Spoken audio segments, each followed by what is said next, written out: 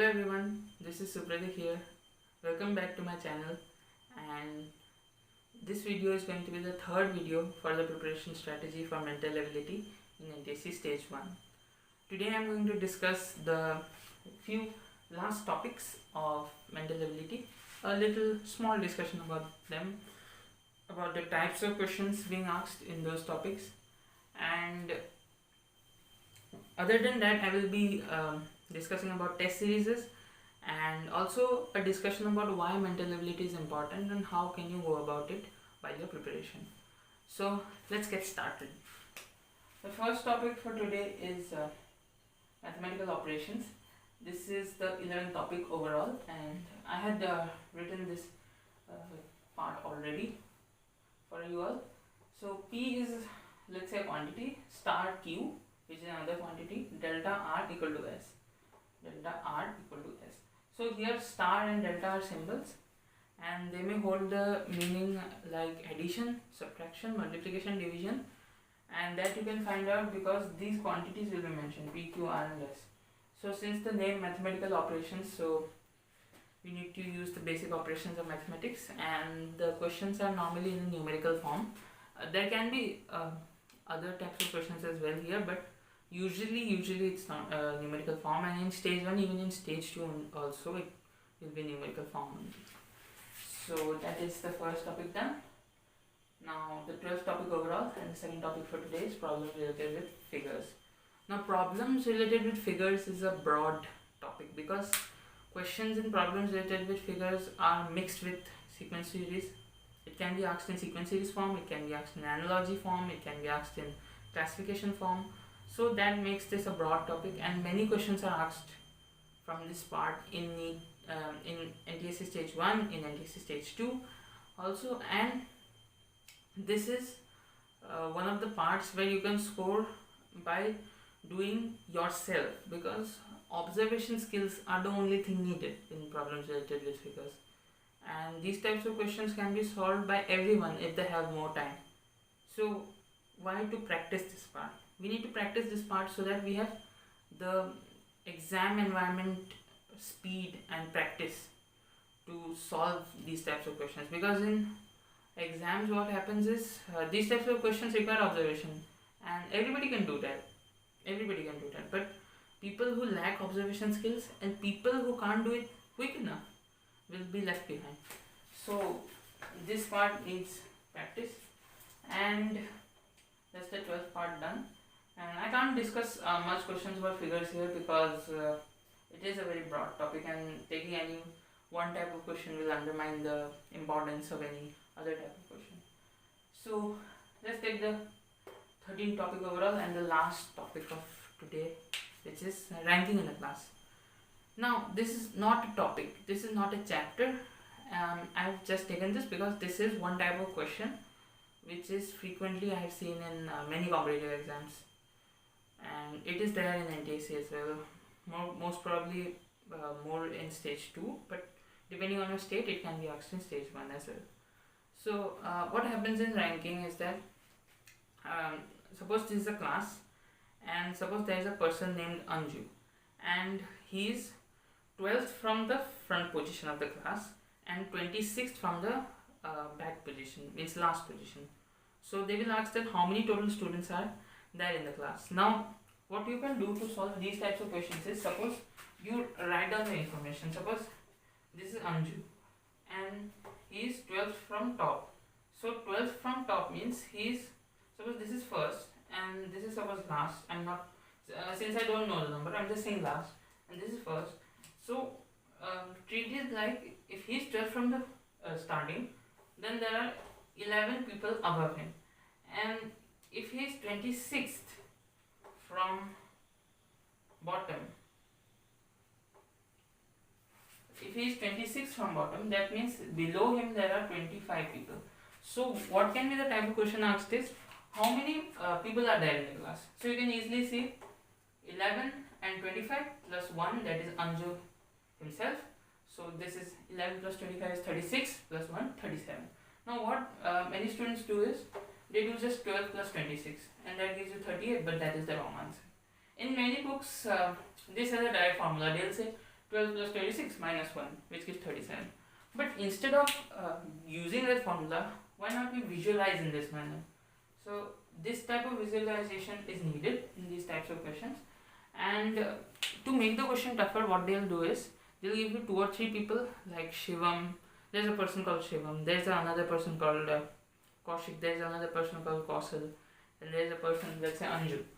And they'll give their respective ranks in the class or their positions in the class, and then they'll try to mix and match. They'll change their positions. They'll interchange their positions. So the thinking process remains the same.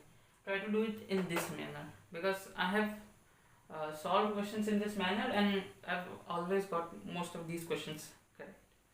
So that is about the subject matter part of mental ability, and there can be more topics as well depending on which type of book you follow and what different type of coaching module you see, but broadly I think this will be enough for stage 1. And there are few things extra in every competitive exam, but the major portion is covered up by these basic things, so you'll have easy going in the exam if you can master the basic part first, because tough parts in every competitive exam are like deciding your rank, but these things will at least ensure your selection for now. Now coming to the point of why mental ability is important.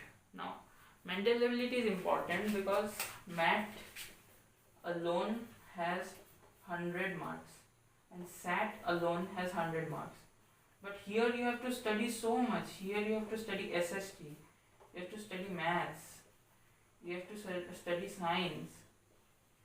And in this competitive exam of NTSE, there is no special provision that you have to score a minimum amount of marks in both of these. No, you can score marks from any part. So why not prepare your mental ability to be your strongest subject? Because as I said, not many students are preparing mental ability. Not many students are going to a coaching where they teach mental ability. So if you can cover this part on your own, then you have a big advantage over others. Now let's say, what is a good score in mental ability? For stage 1, I will say 85 plus. And since the competition these days is very high, I will say even 90. Like 90 is the like standard score you should at least get if you want to get a decent rank as well. In SAT, you can score 75 plus for mental ability, and that gives us 160 plus as a whole, 165. And here the like necessary score, I will say the target score should be 85 plus. 75 plus can give you selection, but these days the competition is increasing very much. Like the competition is very high, and I think even in my time the general cutoff was I think 50, 158, 9, something around that. So I've just given you the bare minimum. Okay, so talking about this part, mental ability. Now there are many ways to solve mental ability. Like you can go on reading a few books where they have given tricks. You can go on YouTube and search other videos where they are giving tips and tricks to solve mental ability. But what actually works? And have I ever seen YouTube videos and read so much for mental ability? The answer is no. I haven't seen any much mental ability videos. I haven't gone through those tips and tricks. But what have I done to ensure that I score very good marks in mental ability? I have practiced lots and lots of questions, and that is the thing that will ultimately matter in the examination. You need to practice lots and lots of questions. So ultimately you will be in that competitive zone of practicing mental ability questions. So I've discussed why this part is so important for you, because see, I marked let's say 13 chapters here, and in total let's say I'm taking 2 or 3 topics more additional. Let's say this is 16 chapters. You'll have 16 chapters in 9 and 10 book of just one SST subject, and you have 4 SST subjects. So you can imagine the difference. And then you have maths, science to study also. So if you want to get selected in NTSE, focus on math and score really well, and also keep preparing for SAT part, because maths and science are being taught at school, and if you keep following those parts regularly, I think you'll be able to do very well. Now moving on to the discussion of test series and question banks. Now question banks are very important in mental ability because questions are everything in mental ability, as I said. What I did was lots and lots of questions, practice lots and lots of questions. If I couldn't do, I used to see the solution. Now coming to the point of which books are good for mental ability. Now I'm including this in the test series question bank discussion only. So we can discuss this with question banks and books. So the good books are, first I will say Math for NTSE by MTG. Also one warning, it has a bit more, so I did not solve that before my stage 1. I solved that after my stage 1, that is preparing for stage 2.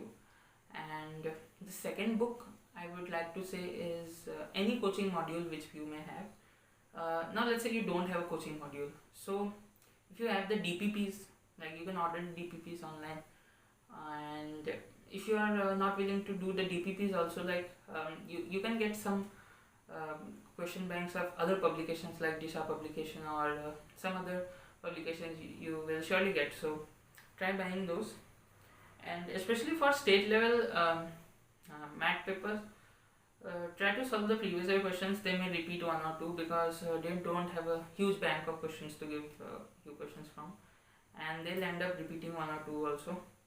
So, and the overall mental ability, the level about it, what is being asked in stage 1, you can understand from those previous year papers. And I will say previous year papers aren't that much important in mental ability because mental ability questions can be framed in a new manner anytime, anywhere. But the previous year questions will be very important in your SAT part because they can repeat, and that's where you need a bit of clue, a bit of hint about what is being asked. So I discussed about test series, I discussed about this importance of mental ability, I discussed that question banks are also very important,